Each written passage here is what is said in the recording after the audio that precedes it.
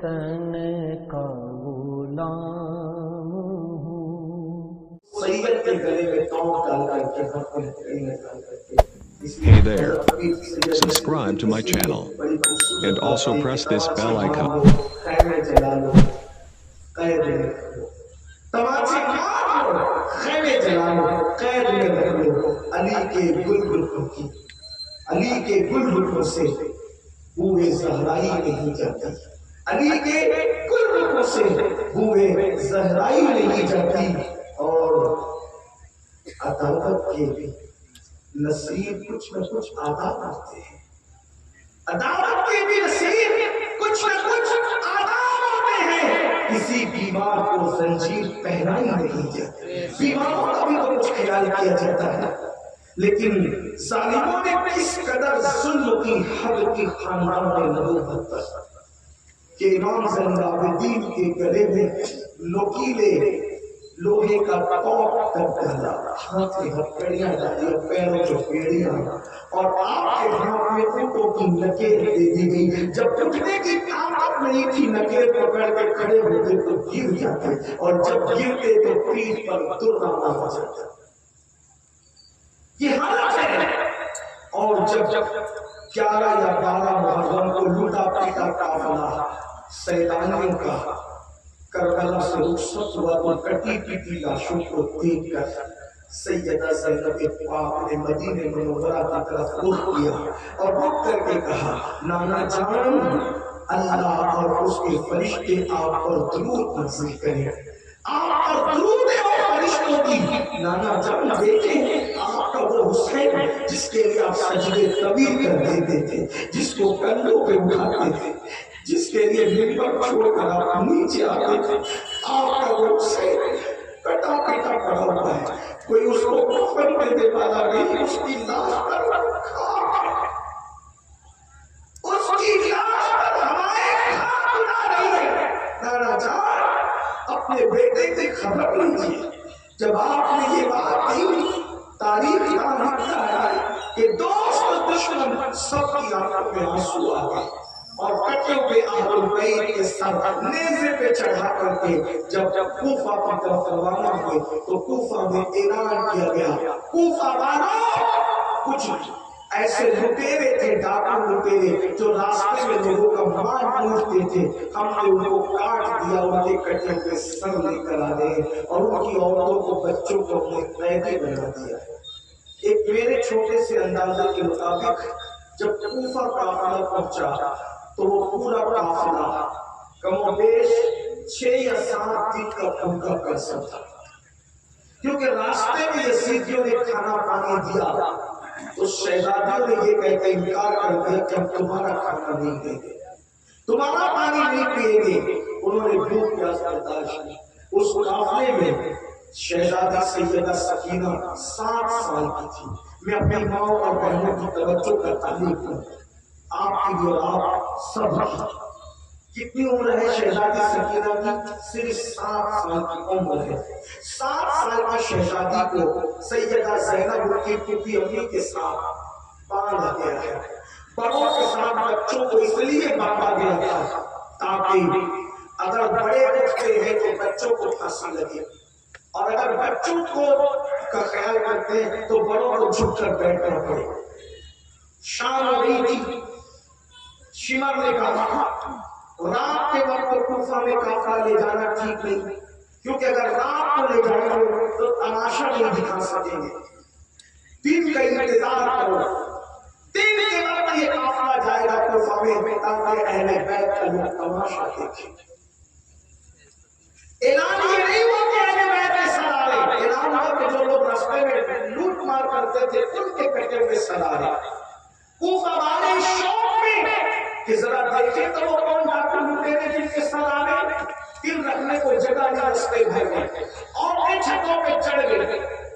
کوفہ کا عورتیں تھی، مولائے کائنات نے بڑا بات تو وہاں گزارا تھا. تو جب سیدانیوں کو سید زادیوں کو قیدی بنا کر کے کوفہ میں لایا گیا تو وہ چھت پر تھی اور شہزادیاں اونٹوں کی پیٹھ پر تھی. سیدہ زینب پاک کی جب چادر چھین لی گئی اور خواتین کی چادریں چھین لی گئی تو سیدہ زینب پاک نے شہزادیوں سے کہا کہ کل تک چادر سے ہم اپنا منہ چھپاتے تھے، اب چادر چھین گئی ہے تو اپنے بالوں کو اپنے چہرے پہ ڈالو اور بالوں سے پردہ کرو، یعنی اب بھی تم پردہ مت چھوڑو، اب بھی تمہیں پردہ کرو۔ آپ سے پوچھتا ہوں، ہم شربت بناتے رہے، نیاز دلاتے رہے، امام حسین کی گھر کی خواتین رسول اللہ کی شہزادیاں چادر چھیننے پر چہرہ چھپا رہی ہیں بالوں سے، اور ہماری بیٹیاں ولیمے میں بے پردہ گھوم رہی، تو یہ حسینیت ہے یا یزیدیت ہے؟ وہاں چادر چھیننے کے بعد بھی پردہ نہیں چھوڑا جا رہا ہے، اور یہاں 2,000 اور 2,200 کے دوپٹے خریدے جاتے ہیں، دوپٹوں کی خریداری ممبئی دلی اور کلکتہ تک کی جاتی ہے، لیکن دوپٹوں کا کام کیا ہے؟ گلوں کا کے اندر مفلت کی شکل میں لے رکھتے ہیں دوپٹے، یہ حسینیت ہے یا یزیدیت ہے؟ خود فیصلہ کرو اپنے ضمیر کو، آواز کو، کہ وہاں تو شہزادیاں چہرے میں بال ڈال کر کے پردہ کر رہی ہے، اور اس سے بڑی بات جب یہ لٹا ہوا قافلہ کر جب وہ کوفہ میں پہنچا تو کوفہ کی عورتیں روٹی اور کھجور ان پہ پھینک رہی تھی، اور وہ کہتی تھی ہمیں کیا کام کہ بچے کس کے اور عورتیں کس کے ہیں، ہم تو اتنا جانتے ہیں کہ قیدیوں کو کھلانے پلانے سے ثواب ملتا ہے، تو انہوں نے کہا صدقہ صدقہ صدقہ۔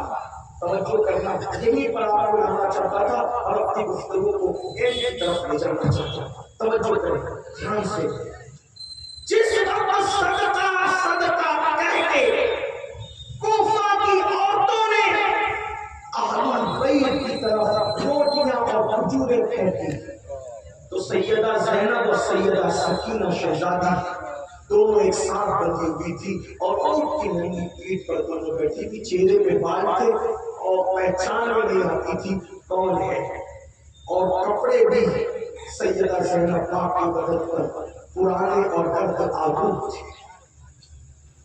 جس کا شوہر مدینہ منورہ میں اتنا مالدار تھا، عبداللہ بن جعفر طیار، کہ کبھی بھکاری آیا تو اس کو 3-3 ہزار بکریاں تک دیتی تحفے میں۔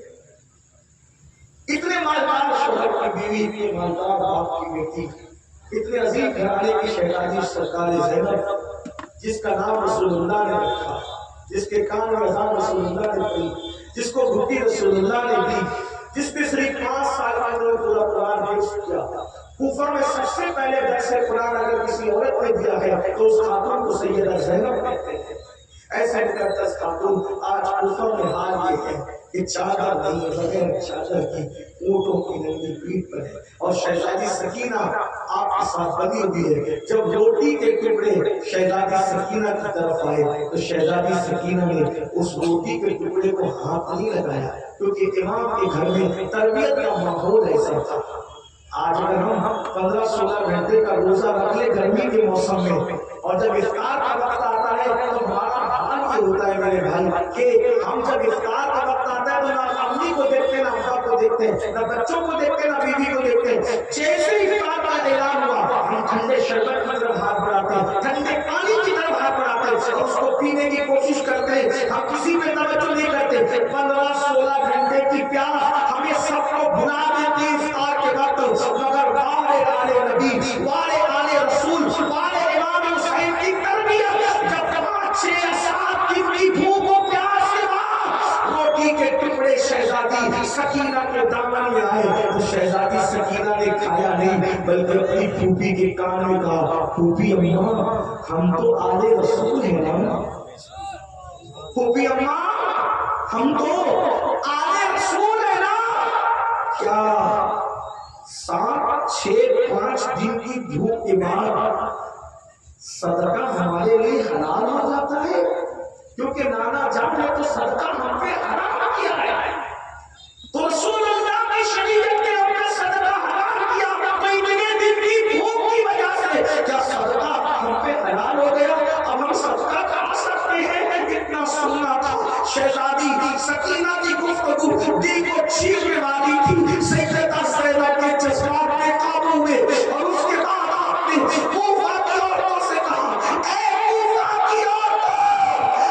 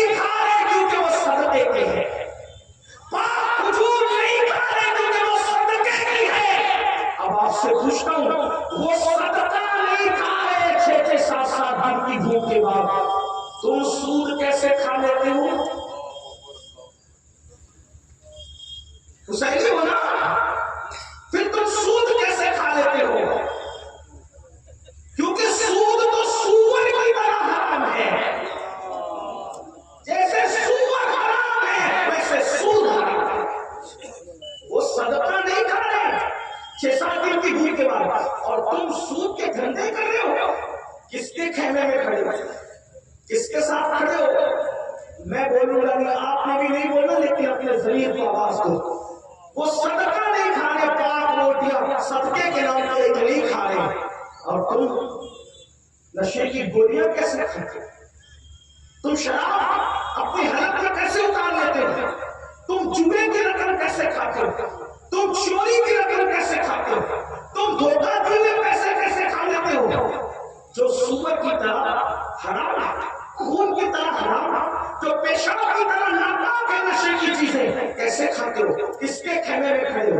یاد رکھنا, اگر کل فہرست بنے گی کہ کردار کے اعتبار سے کون امام حسین کے خیمے میں کھڑا تھا اور کون یزید کے خیمے میں کھڑا تھا, تو یاد رکھنا نشہ کرنے والے جوانوں, کل قیامت کے دن تمہیں یزید کے ساتھ رکھنا پڑے گا, اور وہ پاک کی نظروں سے دیکھنے والے جوانوں کردار کے اعتبار سے تمہیں یزید کے ساتھ رکھنا پڑے گا. اللہ اکبر. اور پر پاک کی نظر ڈالنے والوں, زنا کے مسئلے بنانے والوں, یزید سے نفرت ہے نا تو کردار یزید سے نفرت کیوں نہیں کر لیتے؟ یزید سے نفرت ہے نا تو یزید کے کرتوت سے نفرت کیوں نہیں کر لیتے؟ بڑی معذرت کے ساتھ, یزید تو بندر نچاتا تھا, تم تو خود ناچتے ہو, شادیوں میں ڈی جے لگا کر کے ناچ رہے ہو, کس کے ساتھ کھڑے ہو؟ آؤ آپ کی حسین آواز دے رہے ہیں, کون ہے دین کے معاملے میں میری مدد کرنے والا؟ آپ کی کربلا سے آواز آ رہی ہے, چھوڑ دو یزید کا خیمہ جیسے ہود نے چھوڑا تھا.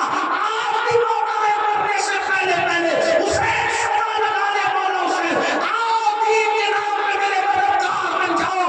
اگر یزید کا خیمہ ہود کی طرح چھوڑ دو گے تو جیسے میرے امام نے یزید کا خیمہ چھوڑنے پر حضرت ہود کو جنت کی بشارت دی تھی, میرے امام آج بھی سب تمہیں جنت کی بشارت دیں گے, اور جنت کی بشارت ہی نہیں بلکہ انشاءاللہ تمہارا ہاتھ پکڑ کر جنت میں لے کر کے جائیں گے. آؤ آج سچی توبہ کرو, آج معافی مانگو, لیکن بڑی معذرت کے ساتھ شربت والا حسینی بننا آسان ہے, کردار والا حسینی بننا آسان نہیں ہے. کردار والا حسینی تو بغداد میں سو رہا ہے جسے غوث اعظم کہتے ہیں, کردار والا حسینی مجمع محلہ میں سو رہا ہے جسے غریب نواز کہتے ہیں, کردار والا حسینی تو کلیئر میں سو رہا ہے جسے صابر کلیئر کہتے ہیں, کردار والا حسینی تو جو وہ سرحد میں سو رہا ہے جسے مجدد الفسانی کہتے ہیں. ایک بات آپ سے کہوں, آج ہم کہتے ہیں لوگ ہمیں یہ کر رہے ہیں وہ کر رہے ہیں, مار رہے کاٹ رہے اور وطن سے نکالنا چاہتے ہیں. میں کہتا ہوں اللہ کی عزت کی قسم, صرف حسینی بن جاؤ, صرف حسینی بن جاؤ, دشمن بھی تجھ سے کانپتا نظر آئے گا. حسینیت میں طاقت اتنی, قوت اتنی, ہر حسینی سے زمانہ لرزا ہے. آج بات آتی ہے ہم حسینی کہہ رہے ہیں, حسینی بنے نہیں ہیں, حسینی بنے نہیں ہیں. اگر ہم بن جائیں نا تو وہ کربلا کیا درس دیتے ہیں. آئیے آج ہم بکری نے میرے آنگن میں پیشاب کر دیا, ایک دوسرے کے کیس, بیوی جا کر کے غصے سے بیٹھ گئے شوہر کے کیس, یہی بچوں نے کھیل کود میں گالی گلوچ کر لی تو مرڈر بھی کر دیتے کسی نے. کیا حسینیت کیا ہے؟ مولوی نے کہا تھا انصاف کے, لیکن ایسے ناقل کیسے سے بطور وصیت بیان ہے. جس وقت کربلا ہو گیا تو شمر مدینہ منورہ آیا کربلا کے بعد, اسی وقت آیا وہ. جب شمر کی آنے کی خبر سنی لوگوں نے کہ شمر مدینہ آیا, مدینہ منورہ, تو مدینے والوں کو اس سے اتنی نفرت ہو گئی تھی, کبڑا پتہ اس کو کہا جاتا ہے, جس میں نکال کے لوگوں نے اپنے دروازے بند کر دیے. شمر سے کوئی نہیں ملے گا, ملاقات نہ کرے گا, اس کو کھلائے گا نہیں پلائے گا, اس کا بائیکاٹ. آنے رسول سے اس نے دشمنی کی, اس کو کوئی عزت نہیں دے گا شمر پر. سب کے دروازے بند ہو گئے. یہ بات پہنچتے پہنچتے کسی نے امام زین العابدین تک پہنچا دی, امام آج مدینہ منورہ میں شمر آیا ہے, لوگوں نے اپنے دروازے بند کر لیے اس کے لیے, کسی کا دروازہ کھلا نہیں, نہ کھانا دے رہے, نہ پانی دے رہے, نہ اس کو گھر میں کوئی عزت سے آنے دے رہے. امام نے فرمایا شمر آیا, امام زین العابدین امام حسین کے شہزادے, آپ نے میں جب اس کو بلا کر توجہ, سب نے دروازے بند کر لیے.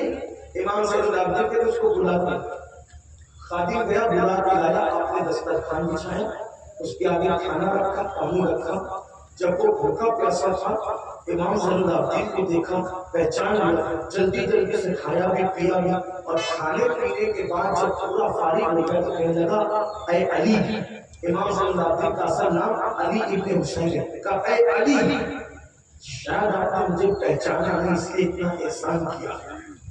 میں آپ کو بتا دوں جاتے جاتے آپ نے مجھے پہچانا نہیں، اس لیے مجھ پہ اتنا احسان کیا۔ میرے امام نے فرمایا شیوا یہ جتنے مدینے والے کوئی کربلا میں نہیں تھا، جو نہیں تھا انہوں نے تجھے پہچان لیا، میں تو وہاں موجود تھا، میں وہاں موجود تھا، تو شکر ہے نا تیرے کہنے پر پانی بند کیا گیا تھا، تو نے ابن زیاد کا برگلایا تھا نا، تو نے دوپٹے چھلائے تھے نا، تو نے لاشوں کے گھوڑے بردوائے تھے نا، تو نے میرے بھائی ننھے سے 6 مہینے کے علی اصغر کی پیاس کا مذاق اڑاتے ہوئے ان کی گردن کا حلق پر تیر چلانے کا حکم دیا تھا نا، تیرے حکم سے میرے بابا کی شہادت کے بعد کپڑے اتروائے گئے تھے نا، تیری حکم سے لاشوں کے گھوڑے دوڑائے گئے تھے نا۔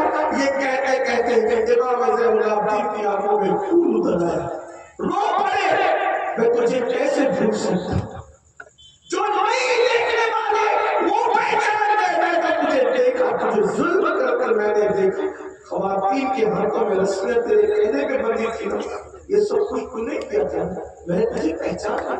اس نے کہا امام آپ مجھے پہچان گئے، پھر بھی کھلایا دروازہ کھولا میرے لیے، پہچانا امام۔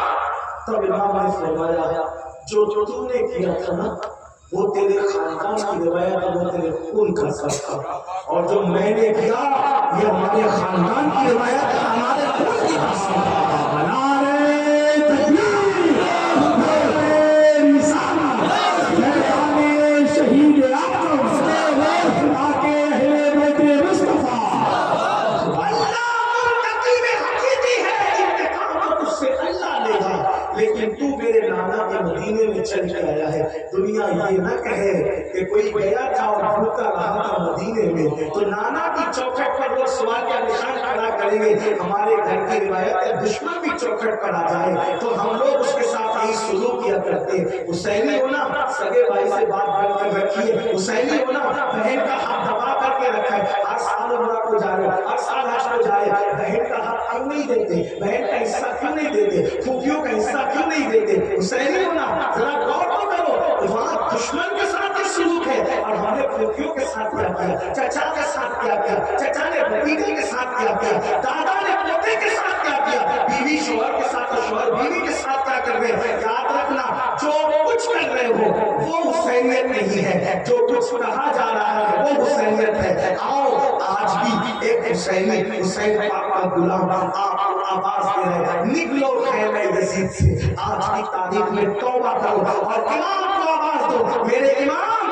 آج میں سچے دل سے توبہ کرتا ہوں، آپ نے جیسے سلوک کا حکم دیا اپنے ذاتی دشمنوں کو معاف کر دوں گا، کسی مسلمان کو ذات کے لیے کیس نہیں کروں گا، کسی مسلمان کا حق نہیں دباؤں گا، پھوپھی کا حق ہو، بہن کا حق ہو، چچا کا حق ہو، سب کا حق ادا کروں گا۔ اللہ اکبر۔ میں آپ کو بتاؤں باتوں میں ختم کرنے لگا تھا، لیکن ایک بات آپ کو، امام حسین نے رشتے کیسے لے، رشتے کیسے نبھائے بتاؤ؟ سب سے بدنام رشتہ کون سا ہے؟ سب سے بدنام رشتہ رشتوں میں ہے سوتیلا رشتہ۔ سوتیلا رشتہ سمجھتے ہیں؟ ماں الگ ہو باپ ایک ہو، اگر کوئی کہہ دے سوتیلی ماں کو فوراً شک آتا ہے، سوتیلا بھائی فوراً شک۔ کربلا میں امام حسین کا سب سے معتبر مستند معتمد کون تھا؟ آپ سے پوچھنا ہوں سب سے مستند اور معتمد کون؟ بلکہ قرآن کی تفسیر میں دیکھو تو تفسیر قرآن میں بھی سوتیلا رشتہ سب سے مشکوک نظر آتا ہے۔ سوتیلا رشتہ کون سا؟ سورہ یوسف کی تفسیر اٹھا کے پڑھے، سوتیلے بھائی کا مطلب ہاتھ کا پانی لے کر کے زمین پہ ڈال دینا، سوتیلے بھائی کا مطلب ہاتھ کی روٹی چھین کر کتے کے آگے ڈال دینا، سوتیلے بھائی کا مطلب لاکھ سے مار کر سوتیلے بھائی کو کنویں میں پھینک دینا، یہی سوتیلا رشتہ ہے، یہی سوتیلا ہے۔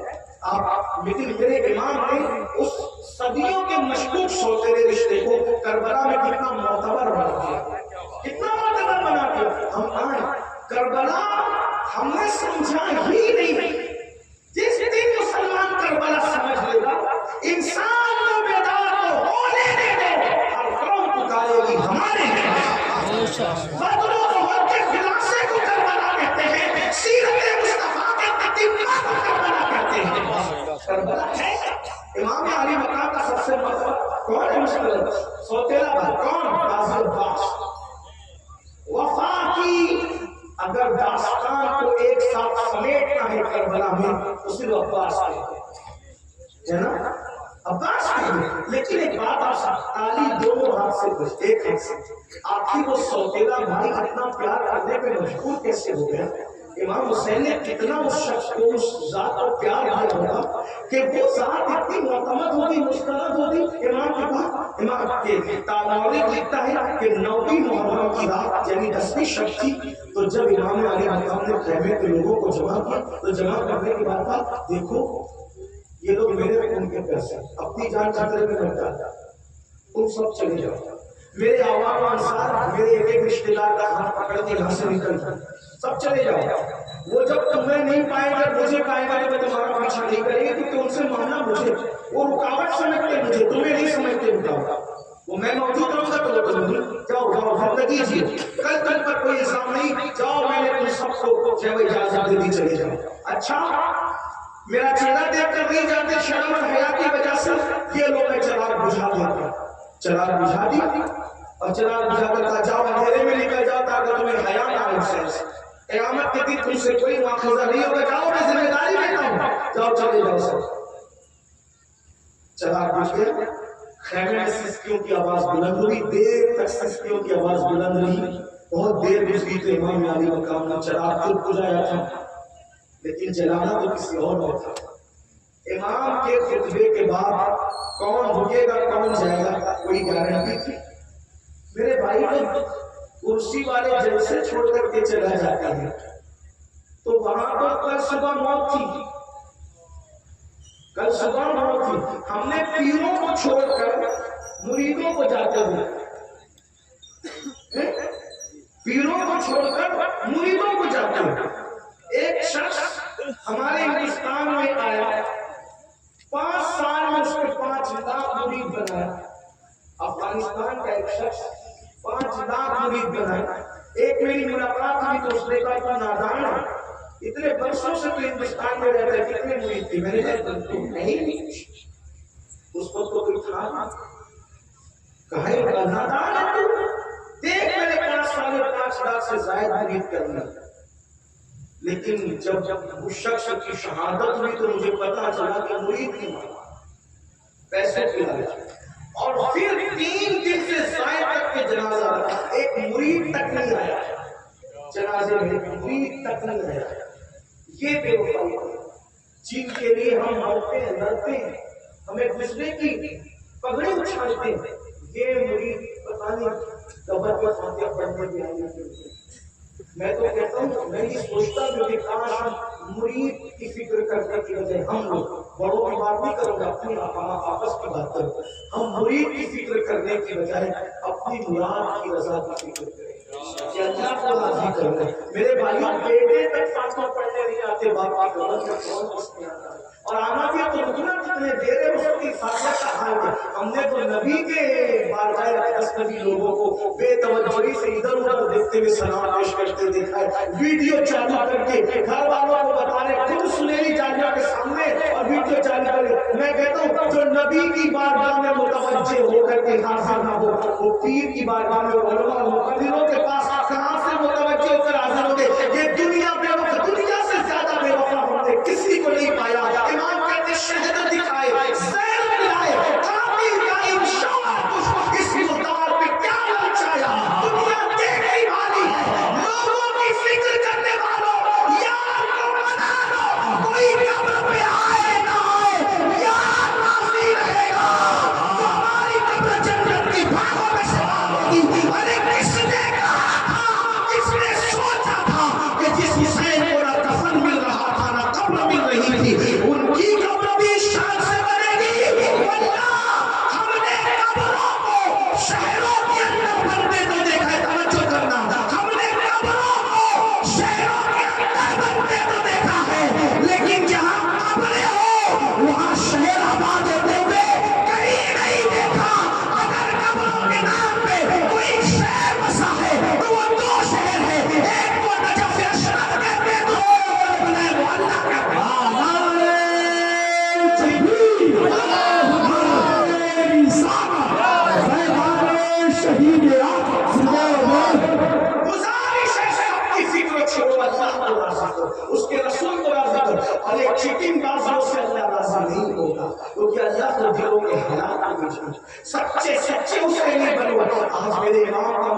ایسا آباد ہے میں نے کسی مزار پہ اتنا سونا نہیں دیکھا جتنا کربلا مولا نجف یشرف کو دیکھا. اور 24 گھنٹے حرم امام کھلا رہتا ہے لیکن کبھی میں نے حرم امام کو خالی نہیں دیکھا. بہرحال عرض کر رہا تھا کہ امام نے چلا تو خود جلانا نہیں تو کسی نے جلانا. کون کس کو چھوڑ کے جائے گا؟ کربلا میں امام نے اجازت دی جو جانا چاہتے چلا جائے. میرے خاندان والے کے ساتھ بھی دھڑ دھڑ کے چلے. اب چراغ جلتا ہے تو چراغ جلانے کے لیے کسی کو حکم دینا ہے. کون رہا کون گیا کسے خبر. لیکن امام پاک اتنے وثوق اور اتنے یقین سے کہتے ہیں عباس عباس اٹھو اور چراغ جلا دو. مطلب سوتیلے بھائی پر اتنا یقین تھا کوئی رہے یا جائے میرا عباس مجھے چھوڑ کر کے نہیں.